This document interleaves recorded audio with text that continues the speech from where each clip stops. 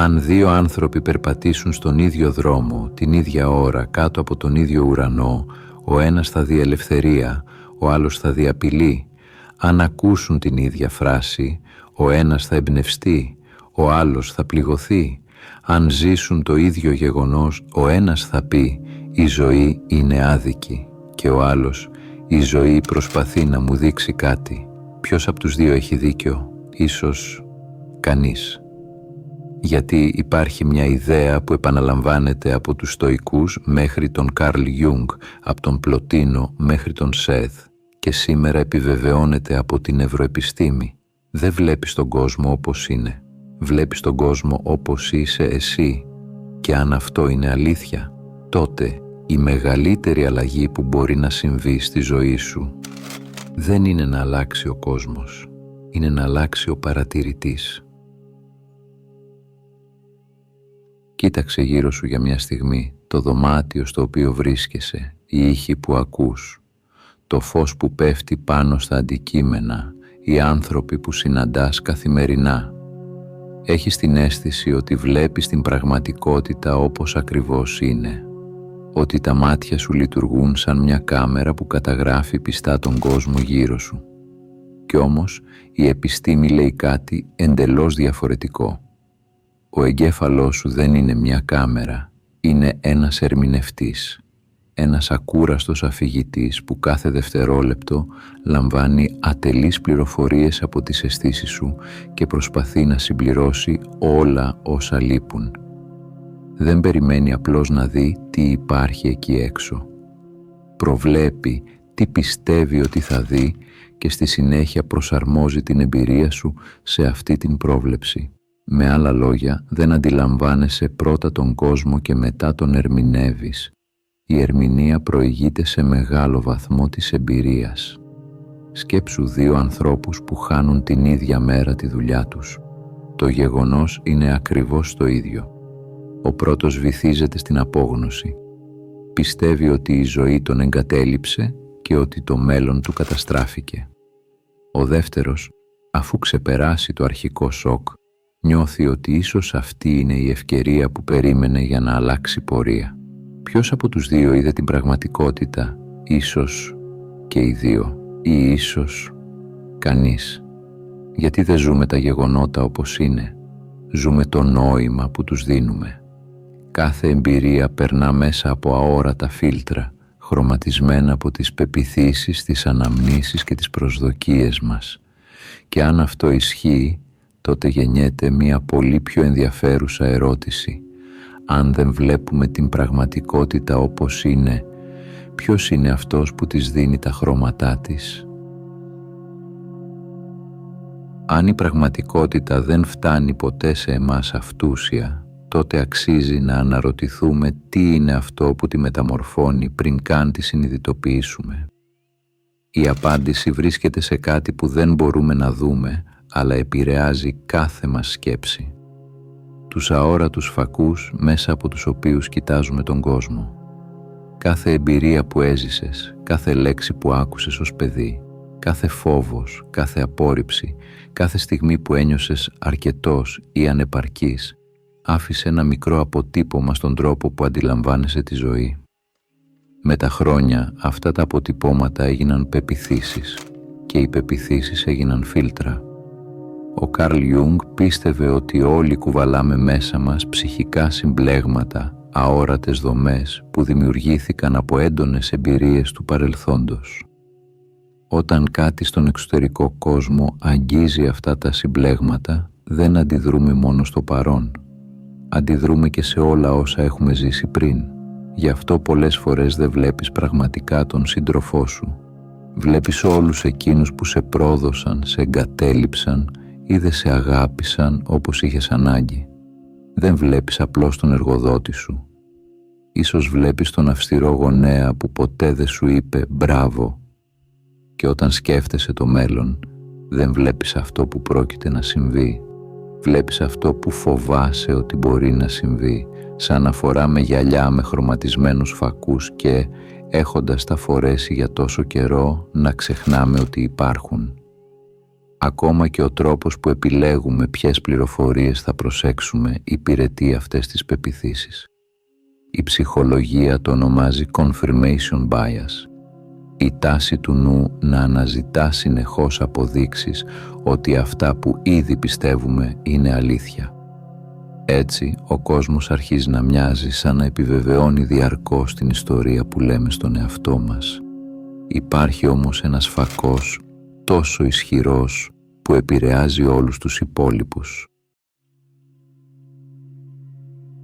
Ανάμεσα σε όλους τους αόρατους φακούς που επηρεάζουν τον τρόπο με τον οποίο βλέπεις τη ζωή, υπάρχει ένας που βρίσκεται βαθύτερα από όλους τους υπόλοιπους. Δεν είναι ο φόβος, δεν είναι οι αναμνήσεις, είναι η εικόνα που έχεις για τον ίδιο σου τον εαυτό. Όχι αυτή που περιγράφεις στους άλλους, αλλά αυτή που κουβαλάς σιωπηλά μέσα σου, η ταυτότητα που έχεις χτίσει μέσα από εμπειρίες, αποτυχίες, επιτυχίες και ιστορίες που επαναλαμβάνεις ξανά και ξανά. Ο Σεθ υποστήριζε ότι δεν δημιουργούμε απλώς τις εμπειρίες μας μέσα από τις σκέψεις μας, αλλά κυρίως μέσα από τις βαθύτερες πεποιθήσεις για το ποιοι είμαστε. Και αυτό συμβαδίζει με μια γνωστή αρχή της ψυχολογίας. Ο ανθρώπινος νους επιδιώκει τη γνωστική συνέπεια. Προσπαθεί διαρκώς να διατηρεί μια εικόνα του εαυτού που να μοιάζει σταθερή, ακόμη και αν αυτή η εικόνα είναι επώδυνη. Αν, βαθιά μέσα σου, πιστεύεις ότι δεν αξίζεις την αγάπη, θα αρχίσεις να βλέπεις σημάδια απόρριψης ακόμα και εκεί που δεν υπάρχουν. Αν έχεις πιστεί ότι οι άνθρωποι πάντα εγκαταλείπουν, κάθε καθυστέρηση σε ένα μήνυμα θα μοιάζει με επιβεβαίωση. Αν θεωρείς ότι η επιτυχία δεν είναι για ανθρώπους σαν εσένα, τότε κάθε δυσκολία θα μοιάζει με απόδειξη ότι είχες δίκιο από την αρχή. Και ξαφνικά η ζωή φαίνεται να συμφωνεί μαζί σου. Όχι επειδή υπάρχει κάποια αόρατη δύναμη που συνομωτεί εναντίον σου, αλλά επειδή ο νους σου αναγνωρίζει, θυμάται και ενισχύει ό,τι ταιριάζει με την ταυτότητα που ήδη έχεις αποδεχτεί ως αλήθεια. Ίσως λοιπόν το μεγαλύτερο εμπόδιο στη ζωή σου να μην είναι αυτό που συμβαίνει γύρω σου. Ίσως να είναι η ιστορία που έχεις αποφασίσει ότι είσαι. Και εδώ εμφανίζεται η πιο επικίνδυνη ψευδαίσθηση από όλες. Υπάρχει μια στιγμή που σχεδόν όλοι έχουμε ζήσει. Κάποιος λέει μια φράση, κάνει μια κίνηση, στέλνει ένα μήνυμα και μέσα σε λίγα δευτερόλεπτα νιώθουμε θυμό, ζήλια, ντροπή ή απόρριψη. Είμαστε βέβαιοι ότι ο άλλος προκάλεσε αυτό που αισθανόμαστε. Αλλά είναι πράγματι έτσι? Ο Καρλ Γιούγκ πίστευε ότι μεγάλο μέρος όσων βλέπουμε στους άλλους δεν ανήκει πραγματικά σε εκείνους. Ανήκει σε εμάς. Το ονόμασε προβολή. Είναι η τάση του ανθρώπου να αποδίδει στους γύρω του συναισθήματα, φόβους και πλευρές του εαυτού του που δεν έχει ακόμη αναγνωρίσει ή αποδεχτεί. Γι' αυτό δύο άνθρωποι μπορούν να γνωρίσουν το ίδιο πρόσωπο και να σχηματίσουν εντελώς διαφορετική εικόνα γι' αυτό. Δεν βλέπουν μόνο τον άνθρωπο απέναντί τους. Βλέπουν και ό,τι κουβαλούν μέσα τους. Οι άνθρωποι που μας πυροδοτούν περισσότερο δεν είναι πάντα οι πιο δύσκολοι. Είναι εκείνοι που αγγίζουν κάτι άλυτο μέσα μας. Ένα τραύμα, μία ανασφάλεια, μία πλευρά που προσπαθούμε χρόνια να κρύψουμε. Αυτό που σήμερα ονομάζουμε trigger δεν είναι πάντα απόδειξη ότι ο άλλος έκανε κάτι λάθος. Πολύ συχνά είναι μια πρόσκληση να κοιτάξουμε προς τα μέσα. Ο θυμός που νιώθεις, η ζήλια, η ανάγκη να αποδείξεις την αξία σου, η αίσθηση ότι σε απορρίπτουν, πολλές φορές αποκαλύπτουν περισσότερα για τη δική σου εσωτερική κατάσταση παρά για τον άνθρωπο που έχεις απέναντί σου. Με αυτή την έννοια, ο κόσμος λειτουργεί σαν ένας τεράστιος καθρέφτης. Δεν δημιουργεί την εικόνα, την αντανακλά και οι καθρέφτες δεν ευθύνονται ποτέ για αυτό που δείχνουν. Η πραγματική ερώτηση λοιπόν δεν είναι γιατί μου συμβαίνει αυτό, αλλά τι μέσα μου ενεργοποιείται αυτή τη στιγμή. Αν όμως ο κόσμος είναι καθρέφτης, μπορεί ποτέ να αλλάξει η εικόνα που βλέπεις μέσα του? Έχεις αναρωτηθεί ποτέ γιατί, ενώ αλλάζουν οι πόλεις, οι δουλειές ή οι άνθρωποι γύρω σου, κάποια πράγματα στη ζωή σου μοιάζουν να επαναλαμβάνονται ξανά και ξανά?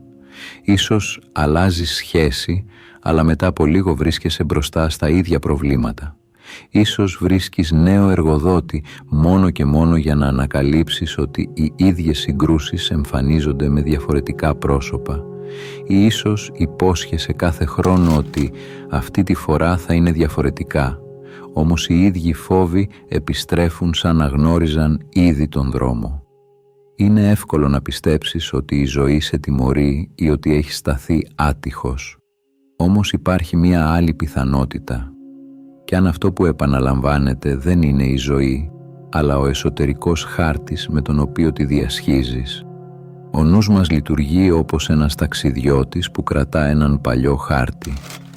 Αν ο χάρτης είναι λανθασμένος, δεν έχει σημασία πόσες φορές θα ξεκινήσεις από διαφορετικό σημείο. Αργά ή γρήγορα θα χαθείς στα ίδια μονοπάτια. Το ίδιο συμβαίνει και με τις βαθύτερες πεποιθήσεις μας. Αν πιστεύεις ότι πρέπει πάντα να αποδεικνύεις την αξία σου, θα προσελκύεις καταστάσεις όπου θα αισθάνεσαι ότι δοκιμάζεσαι. Αν έχεις μάθει ότι η αγάπη συνοδεύεται από φόβο ή εγκατάλειψη, είναι πιθανό να αναγνωρίζεις ή ακόμα και να επιλέγεις ανθρώπους που επιβεβαιώνουν αυτή την ιστορία. Δεν πρόκειται για κατάρα. Δεν είναι κάποιο μυστικό σχέδιο του σύμπαντος εναντίον σου. Είναι η φυσική συνέπεια του να βλέπεις τον κόσμο μέσα από τον ίδιο εσωτερικό χάρτη. Γι' αυτό, μέχρι να αλλάξει ο χάρτης, θα αλλάζουν μόνο τα πρόσωπα. Οι συνθήκες θα μοιάζουν καινούριες, αλλά το συναίσθημα θα είναι πάντα το ίδιο. Η πραγματική αλλαγή δεν αρχίζει όταν αλλάζεις περιβάλλον. Αρχίζει όταν αμφισβητείς τον τρόπο με τον οποίο το διαβάζεις. Άρα, πώς αλλάζει ένας χάρτης που δεν βλέπεις καν? Αν ο εσωτερικός χάρτης σου είναι αόρατος, τότε το πρώτο βήμα δεν είναι να τον αλλάξεις, είναι να τον δεις. Εδώ αρχίζει η δύναμη του παρατηρητή. Τις περισσότερες φορές δεν βιώνουμε απλώς ένα συναίσθημα, γινόμαστε το συναίσθημα. Δεν λέμε νιώθω φόβο, λέμε έστω και σιωπηλά είμαι φοβισμένος. Δεν παρατηρούμε μία σκέψη απόρριψης, την πιστεύουμε. Δεν βλέπουμε το παλιό μοτίβο να επιστρέφει. Μπαίνουμε ξανά μέσα του. Η επίγνωση δημιουργεί μία μικρή απόσταση ανάμεσα σε εσένα και σε αυτό που συμβαίνει μέσα σου. Ο Έκχαρτ Τόλε μιλά για την παρουσία που παρατηρεί το νου χωρίς να χάνεται μέσα του. Οι Στοικοί, αιώνες νωρίτερα, δίδασκαν πως δεν ελέγχουμε πάντα όσα μας συμβαίνουν, αλλά μπορούμε να αναγνωρίσουμε την κρίση που σχηματίζουμε γι' αυτά. Δεν χρειάζεται λοιπόν να πολεμήσεις τον φόβο. Παρατήρησέ τον. Δες πότε εμφανίζεται. Τι η ιστορία σου λέει. Ποιο μέλλον προσπαθεί να σου παρουσιάσει ως βέβαιο. Δεν χρειάζεται να καταστρέψεις το εγώ. Δες το. Παρατήρησε πότε ζητά επιβεβαίωση, πότε αμήνεται, πότε προσπαθεί να αποδείξει ότι έχει δίκιο. Όχι για να το καταδικάσεις, αλλά για να πάψεις να το υπηρετείς ασυνείδητα. Ό,τι παραμένει ασυνείδητο κυβερνά τη ζωή σου σαν αόρατη μοίρα. Όταν όμως το δεις καθαρά, πάβει να έχει την ίδια εξουσία. Η παρατήρηση δεν το εξαφανίζει αμέσως, αλλά ανάβει ένα φως εκεί όπου μέχρι πριν υπήρχε μόνο αυτόματη αντίδραση. Και μέσα σε αυτό το φως γεννιέται για πρώτη φορά η δυνατότητα της επιλογής. Αλλά υπάρχει ακόμη ένα τελευταίο βήμα και ίσως είναι το πιο δύσκολο απ' όλα. Ύστερα από όλα όσα είδαμε, ίσως γεννιέται μια εύλογη απορία. Αν ο κόσμος είναι αυτός που είναι, τι μπορεί πραγματικά να αλλάξει μέσα από εμένα? Η απάντηση δεν είναι ότι αποκτάς ξαφνικά τον έλεγχο της ζωής ή ότι όλα γίνονται εύκολα. Η αλλαγή είναι πιο διακριτική, αλλά και πολύ πιο βαθιά. Αρχίζεις να βλέπεις διαφορετικά. Και όταν αλλάζει ο τρόπος που βλέπεις, αλλάζει αναπόφευκτα και ο τρόπος που ζεις. Η σύγχρονη νευροεπιστήμη μιλά για την νευροπλαστικότητα. την ικανότητα του εγκεφάλου να δημιουργεί νέες συνδέσεις μέσα από νέες εμπειρίες και νέους τρόπους σκέψης. Ο Ιούγκ περιέγραφε αυτή τη διαδικασία ως εξατομίκευση, το ταξίδι προς έναν πιο ολοκληρωμένο εαυτό. Ο Σεθ έλεγε ότι όταν αλλάζουν οι βαθύτερες πεποιθήσεις μας, αλλάζει και η εμπειρία που δημιουργούμε. Και οι στοικοί μας υπενθυμίζουν ότι η ελευθερία δεν βρίσκεται στον έλεγχο των γεγονότων, αλλά στον τρόπο που επιλέγουμε να σχετιστούμε μαζί τους. Ξαφνικά οι άνθρωποι μοιάζουν διαφορετικοί. Όχι επειδή άλλαξαν εκείνοι, αλλά επειδή δεν τους κοιτάζεις πια μέσα από τους ίδιους φόβους. Ευκαιρίες που άλλοτε περνούσαν απαρατήρητες εμφανίζονται μπροστά σου. Συγκρούσεις που κάποτε σε απορροφούσαν χάνουν τη δύναμή τους, γιατί δεν αντιδράς πλέον αυτόματα σε κάθε τι που σε αγγίζει. Ο κόσμος δεν μεταμορφώθηκε μέσα σε μία νύχτα. Μεταμορφώθηκε ο άνθρωπος που τον παρατηρεί. Και τότε αρχίζεις να συνειδητοποιείς κάτι βαθιά απελευθερωτικό. Ίσως η ζωή να μην προσπαθούσε ποτέ να σε τιμωρήσει. Ίσως να μην ήταν ποτέ απέναντί σου. Ίσως σε κάθε πρόκληση, σε κάθε επανάληψη, σε κάθε άνθρωπο που συνάντησες, προσπαθούσε να σου δείξει κάτι που εσύ δεν μπορούσες ακόμη να δεις. Όχι ποιος έπρεπε να γίνεις, αλλά ποιος ήσουν ήδη κάτω από όλους τους φόβους, τις ιστορίες και τις μάσκες που νόμιζες ότι ήσουν. Η ελευθερία δεν έρχεται όταν ελέγχεις τον κόσμο, έρχεται όταν καταλαβαίνεις ότι κάθε εμπειρία περνά πρώτα μέσα από εσένα. Το μεγαλύτερο ταξίδι δεν είναι προς έναν καλύτερο κόσμο, είναι προς μια πιο καθαρή ματιά, γιατί όταν αλλάζει αυτός που βλέπει, αλλάζει και ό,τι βλέπει. Και αυτό οδηγεί σε μια τελευταία ερώτηση. Αν αύριο ξυπνούσες χωρίς τους φόβους, τις ετικέτες και τις ιστορίες που κουβαλάς σήμερα, ποιον κόσμο θα έβλεπες? Αυτόν που υπάρχει έξω ή αυτόν που περίμενε πάντα να γεννηθεί μέσα σου? Αν κάτι σε άγγιξε από αυτά που υπόθηκαν σήμερα, γράψε μου στα σχόλια. Ο κόσμος αρχίζει από μέσα μου. Θέλω να ευχαριστήσω μέσα από την καρδιά μου τους συνδρομητές του καναλιού που με τη στήριξη τους βοηθάνε αυτό το κανάλι να ανθίσει. Αν έφτασες μέχρι εδώ, θέλω να σου πω ένα μεγάλο ευχαριστώ που ήσουν συνοδοιπόρος στο ταξίδι μου. Αν έμαθες κάτι καινούριο από αυτό το βίντεο, μπορείς να κάνεις εγγραφή, να πατήσεις like ή να αφήσεις κάποιο σχόλιο. Αν θέλεις να συνεχίσεις το ταξίδι, σου προτείνω να δεις το βίντεο που εμφανίζεται τώρα στην οθόνη σου. Από όποιες συντεταγμένες του κόσμου κι αν μ' ακούς, να προσέχεις τον εαυτό σου και να πας στο καλό.